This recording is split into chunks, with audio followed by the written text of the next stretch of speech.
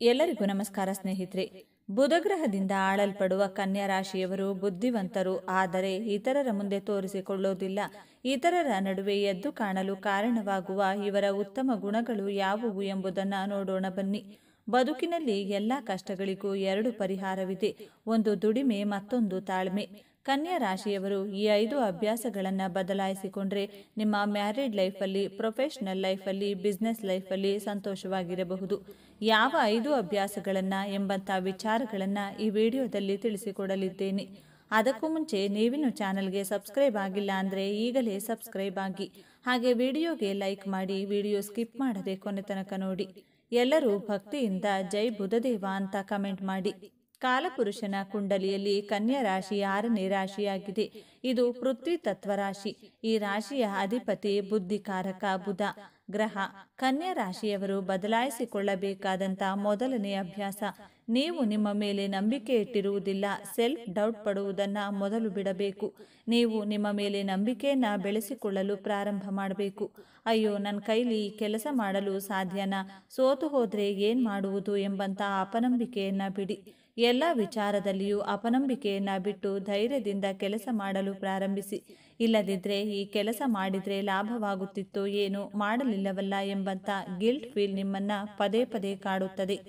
ಈ guilt feel over think ಮಾಡುವುದನ್ನು ಬಿಡಬೇಕು. ಕನ್ಯಾ ರಾಶಿಯ ಅಧಿಪತಿ ಬುಧಗ್ರಹ ಆಗಿರುವುದರಿಂದ ಬುಧಗ್ರಹ ನಿಮಗೆ ಹೆಚ್ಚಿನ ಬುದ್ಧಿವಂತಿಕೆಯನ್ನು ಕೊಟ್ಟರು. ನಿಮ್ಮಲ್ಲಿ ಬುದ್ಧಿವಂತಿಕೆ ಇದ್ದರೂ ನೀವು ಈ ಸೆಲ್ಫ್ ಡೌಟ್ ಪಡೋದನ್ನು ಬಿಟ್ಟರೆ ನಿಮ್ಮ ಜೀವನದಲ್ಲಿ ಗೆಲ್ಲಬಹುದು.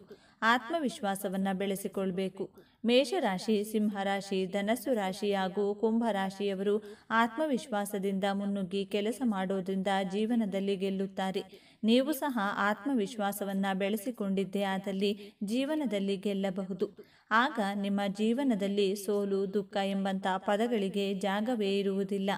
ಕನ್ಯಾ ರಾಶಿಯವರು ಬದಲಾಯಿಸಿಕೊಳ್ಳಬೇಕಾದಂಥ ಎರಡನೆಯ ಅಭ್ಯಾಸ, ನೀವು ಸಂತೋಷವಾಗಿರುವುದಕ್ಕಿಂತ ಬೇರೆಯವರು ಸಂತೋಷವಾಗಿರಲಿ ಅಂದುಕೊಳ್ಳೋದು.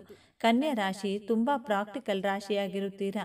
ಸಮಾಧಾನ, ಕೂಲ್ ಆಗಿರ್ತೀರಾ. ತುಂಬ ಕಾಮ್ ಅಂಡ್ ಕ್ಲಿಯರ್ ಆಗಿರುತ್ತೀರಾ. ಒಳ್ಳೆ ವ್ಯಕ್ತಿತ್ವದವರು, ಆದರೆ ಬೇರೆಯವರ ಸಂತೋಷಕ್ಕಾಗಿ ತುಂಬ ಯೋಚನೆ ಮಾಡ್ತೀರಾ. ನಿಮ್ಮ ಬಗ್ಗೆ ನೀವು ಇಗ್ನೋರ್ ಮಾಡ್ತೀರಾ.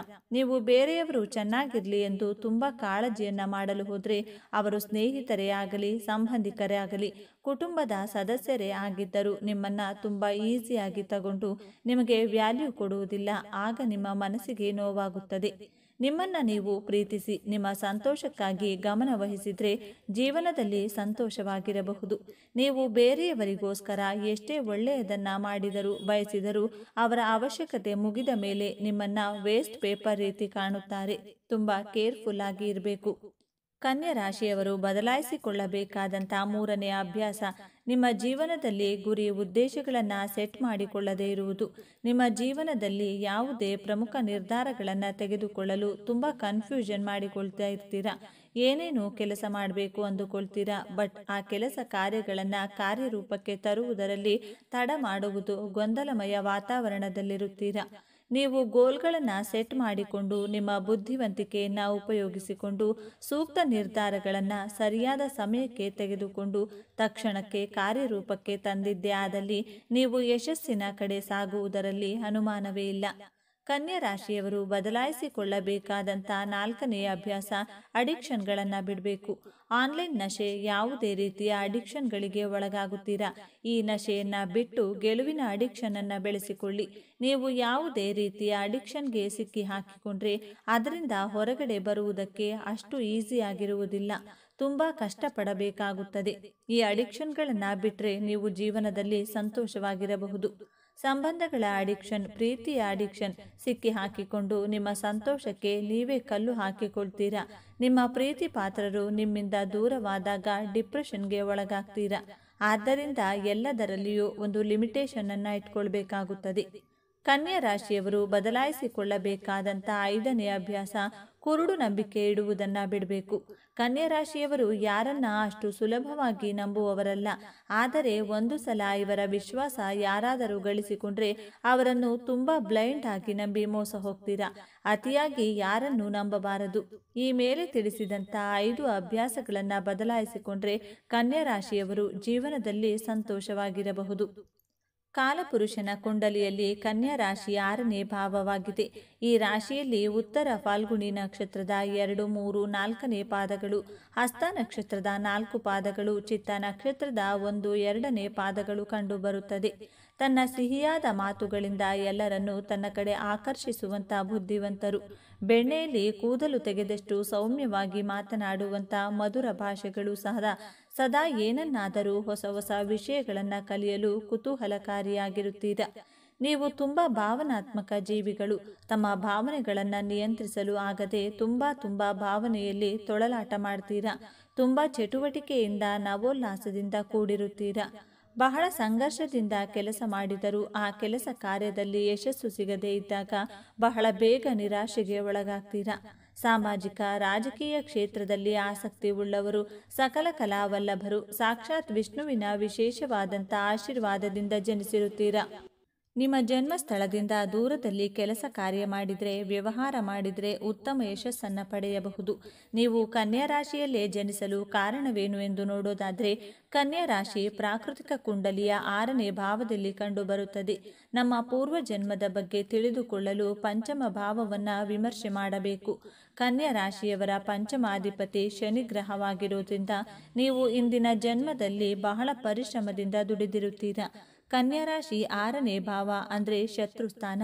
ನೀವು ಹಿಂದಿನ ಜನ್ಮದಲ್ಲಿಯೂ ನಿಮ್ಮ ಶತ್ರುಗಳ ಜೊತೆ ಹೋರಾಟ ಮಾಡಿ ನಿಮ್ಮ ಗುರಿ ಉದ್ದೇಶಗಳನ್ನು ತಲುಪುವ ಮಾರ್ಗ ಮಧ್ಯದಲ್ಲಿ ನಿಮ್ಮ ದೇಹಕ್ಕೆ ಮೋಕ್ಷ ಸಿಕ್ಕಿದ ಕಾರಣ ನೀವು ನಿಮ್ಮ ಗುರಿ ಉದ್ದೇಶ ತಲುಪುವ ಅರ್ಥ ಪ್ರಾಪ್ತಿ ಮಾಡುವಂಥ ಸಾಕಷ್ಟು ಲಾಭ ಮಾಡುವ ಉದ್ದೇಶದಿಂದ ಈ ಜನ್ಮದಲ್ಲಿ ಕನ್ಯಾ ರಾಶಿಯಲ್ಲಿ ಜನಿಸಿರುತ್ತೀರಾ. ಆದ್ದರಿಂದ ನೋಡಿ, ಕನ್ಯಾ ರಾಶಿಯವರು ಲಾಭಕ್ಕೋಸ್ಕರ, ಕುಟುಂಬದವರಿಗೋಸ್ಕರ, ಪ್ರೀತಿಗೋಸ್ಕರ ಸದಾ ಮಾನಸಿಕವಾಗಿ ಹೋರಾಟ ಮಾಡುತ್ತಲೇ ಇರುತ್ತಾರೆ. ನಕ್ಷತ್ರದ ಪ್ರಕಾರ ನೋಡೋಣ. ಕನ್ಯಾ ರಾಶಿಯ ಉತ್ತರ ಫಾಲ್ಗುಣಿ ನಕ್ಷತ್ರದಲ್ಲಿ ಜನಿಸಿದರೆ ಬಾಲ್ಯದಿಂದಲೇ ತುಂಬ ಪ್ರಿಯರಾಗಿರುತ್ತೀರಾ. ಮಕ್ಕಳು ಅಂದರೆ ಆಟ ಆಡೋದ್ರಲ್ಲಿ ಮುಳುಗಿರುತ್ತಾರೆ. ಆದರೆ ನೀವು ನಿಮ್ಮ ವಿಚಾರಧಾರೆ, ಯೋಚನೆ ಮಾಡೋದ್ರಲ್ಲಿ ಮುಳುಗಿರ್ತೀರಾ. ಬಹಳ ಶಾಂತ ಸ್ವಭಾವದವರಾಗಿರುತ್ತೀರಾ. ನಿಮ್ಮ ನೆರೆಹೊರೆಯವರು ಈ ಮಗು ಇಷ್ಟು ಚಿಕ್ಕ ವಯಸ್ಸಿಗೆ ಎಷ್ಟು ಶಾಂತಿ, ಸಮಾಧಾನವಾಗಿದೆ ಎಂದು ಪ್ರಶಂಸೆ ಮಾಡುತ್ತಾರೆ. ಹಸ್ತ ನಕ್ಷತ್ರದಲ್ಲಿ ಜನಿಸಿದವರಿಗೆ ಚಂದ್ರದಶ ಪ್ರಾರಂಭವಾಗುತ್ತದೆ. ನಿಮ್ಮ ಲಾಭಸ್ಥಾನದ ಅಧಿಪತಿನೂ ಚಂದ್ರಗ್ರಹಣೆ ಆಗಿರುವುದರಿಂದ ನಿಮ್ಮ ಸುತ್ತಮುತ್ತಲಿನವರು ನಿಮ್ಮ ಮಾತು, ನಿಮ್ಮ ನಗುವಿಗೆ ಆಕರ್ಷಿತರಾಗಿರುತ್ತಾರೆ. ನಿಮಗೆ ನಿಮ್ಮ ಕುಟುಂಬದವರಿಂದ, ಸ್ನೇಹಿತರಿಂದ, ಅಕ್ಕಪಕ್ಕದ ಮನೆಯವರಿಂದ ಪ್ರೀತಿ, ಆರೈಕೆ ಹೆಚ್ಚಾಗಿ ಸಿಗುತ್ತದೆ. ಚಂದ್ರ ಅಂದರೆ ಸಂವೇದನಾಶೀಲ, ಶೀತಲ ಗ್ರಹ.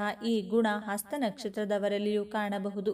ನೀವು ಎಲ್ಲರ ಜೊತೆ ನಗುನಗುತ್ತಾ ಮಾತನಾಡೋದ್ರಿಂದ ಎಲ್ಲರಿಗೂ ಇಷ್ಟವಾಗ್ತೀರಾ.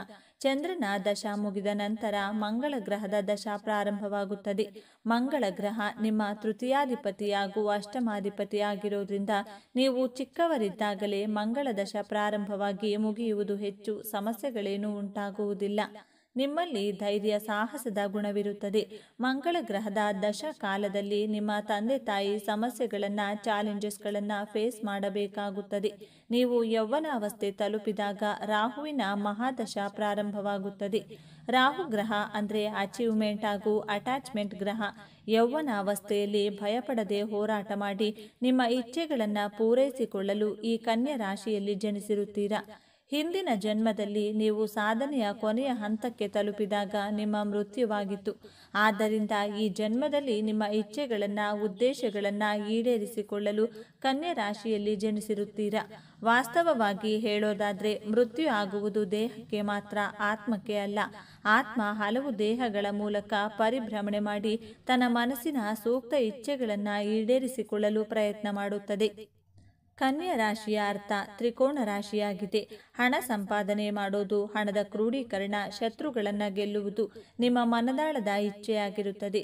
ಕನ್ಯಾ ರಾಶಿಯವರಿಗೆ ಬೇರೆಯವರ ಅಧೀನದಲ್ಲಿ ಕೆಲಸ ಮಾಡೋದಕ್ಕಿಂತ ತಾನೇ ಸ್ವತಃ ಬಿಸ್ನೆಸ್ ಮಾಡುವ ಮನಸ್ಸಿರುತ್ತದೆ.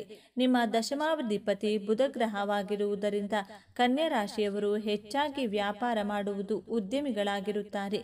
ಕನ್ಯಾ ರಾಶಿಯವರು 2-3 ಮೂಲಗಳಿಂದ ಹಣದ ಸಂಪಾದನೆ ಮಾಡುವವರಾಗಿರುತ್ತೀರಾ. ಅರ್ಥ ಪ್ರಾಪ್ತಿ ಮಾಡುವುದು ನಿಮ್ಮ ಜನ್ಮ ರಹಸ್ಯವಾಗಿದೆ. ಈ ವಿಚಾರಗಳು ನಿಮಗೆ ಇಷ್ಟ ಆಗಿದ್ರೆ ನಮ್ಮ ಚಾನೆಲ್ನ ತಪ್ಪದೇ ಸಬ್ಸ್ಕ್ರೈಬ್ ಮಾಡಿಕೊಳ್ಳಿ. ಈ ವಿಡಿಯೋಗೆ ಒಂದು ಲೈಕ್ ಕೊಡೋದನ್ನು ಮರಿಬೇಡಿ. ಈ ವಿಡಿಯೋವನ್ನು ನಿಮ್ಮ ಫ್ರೆಂಡ್ಸ್ ಆ್ಯಂಡ್ ಫ್ಯಾಮಿಲಿ ಗ್ರೂಪಲ್ಲಿ ಅತಿ ಹೆಚ್ಚು ಶೇರ್ ಮಾಡಿ. ನಿಮ್ಮ ಅಭಿಪ್ರಾಯಗಳನ್ನು ತಪ್ಪದೇ ಕಮೆಂಟ್ ಮಾಡಿ ತಿಳಿಸಿ. Thank you friends.